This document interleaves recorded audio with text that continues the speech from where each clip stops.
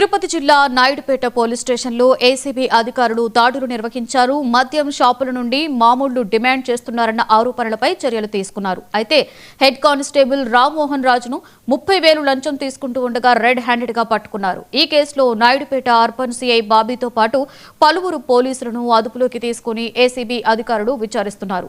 మద్యం షాప్ యజమానుల ఫిర్యాదుతో ఈ దాడులు చేపట్టినట్లుగా ఏసీబీ అడిషనల్ ఎస్పీ విమల కుమారి తెలిపారు. శ్రీనివాస వైన్ షాప్ అని ఒక వైన్ షాప్ ఉంది.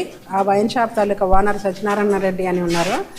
ఆయన వైన్ షాపు మెయింటైన్ చేస్తుండగా ఆ వైన్ షాప్ని సక్రమంగా మెయింటైన్ చేయడానికి, రెండోది ఏంటంటే వైన్ షాప్ పైన టైమింగ్స్ కరెక్ట్గా మెయింటైన్ చేయకుండా వైన్ షాప్లోని బాటిల్స్ అమ్ముతున్నారు అని చెప్పి నాయుడుపేట పోలీస్ స్టేషన్లో కేసు రిజిస్టర్ చేశారు.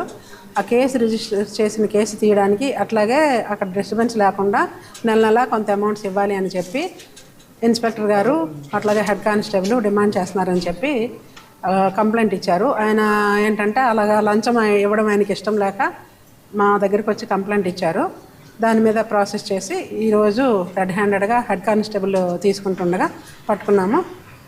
ఫర్దర్ ఇన్వెస్టిగేషన్ అంతాను చేస్తున్నాము. సరైన సాక్ష్యాధారాలతో కోర్టులని ప్రవేశపెడతాం. మోహన్ రాజు ఉన్నదండి. సిఐ గారి ప్రమేయం కూడా ఉంది. అర్బన్ సిఐ బాబీ ఆయన పేరు. నాయుడుపేట అర్బన్ సిఐ బాబీ గారు. అవునండి. ఇన్స్పెక్టర్ మీద హెడ్ కానిస్టేబుల్ మీద ఇద్దరి పైన కేసు. ఇద్దరి మీదేనండి. డబ్బు డైరెక్ట్గా డబ్బులు తీసుకుంటున్నప్పుడు షాపు దగ్గరలోనండి. ఇప్పుడు అనంతపూర్లో వర్క్ చేస్తున్న డిఎస్పీ గారు మాకు ఇన్ఛార్జ్గా వచ్చారు.